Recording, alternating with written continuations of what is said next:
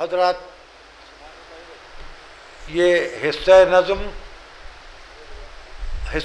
نہیں تھا، بلکہ یہ کربلا کا تبرک تھا جو ہمارے آپ کے سماعتوں میں تقسیم کر دیا گیا۔ مہینہ شعبان کا اس مہینے میں قائم آل محمد کو یاد کرنا ہم اثنا عشری شیعوں کے اثنا عشری ہونے کی علامت ہے۔ ان کے نام پر والدین اپنے بچوں کا نام اس لیے رکھتے ہیں کہ ان کی شخصیتوں میں عقیدے قائم رہیں۔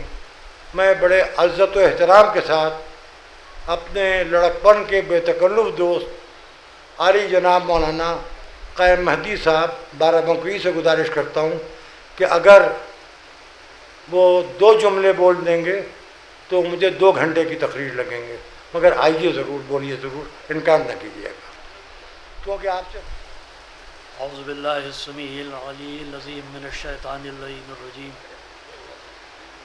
بسم اللہ الرحمن الرحیم۔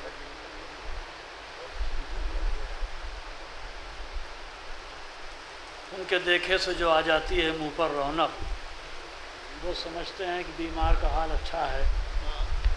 میں نے اس شعر میں اپنے تمام تر فکری، علمی اور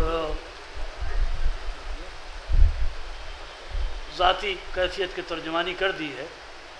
اب اسے میری معذرت سمجھ لیں آپ، لیکن یہ کہ موزونیت بھی ایک چیز ہوتی ہے۔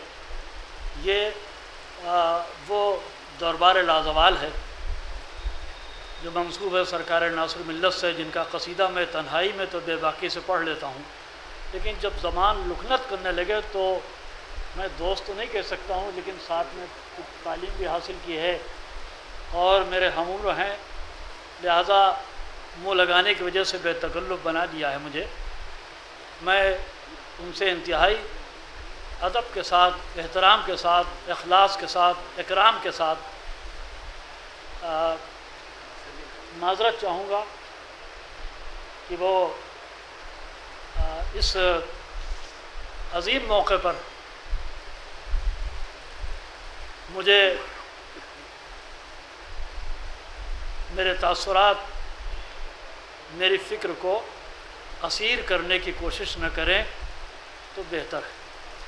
اس لیے میں آخر کلام میں صرف ایک شعر پر اپنی بات تمام کرنا چاہتا ہوں۔ ہیں اور بھی دنیا میں سخنور بہت اچھے، یہ سرکار ناصر ملت سرکار حامد حسین صاحب کے لیے یہ میرا شعر ہے، اسی پر بات تمام۔ ہیں اور بھی دنیا میں سخنور بہت اچھے، کہتے ہیں کہ غالب کا ہے انداز بیاں، اور میں انہی الفاظ کے ساتھ اجازت چاہوں۔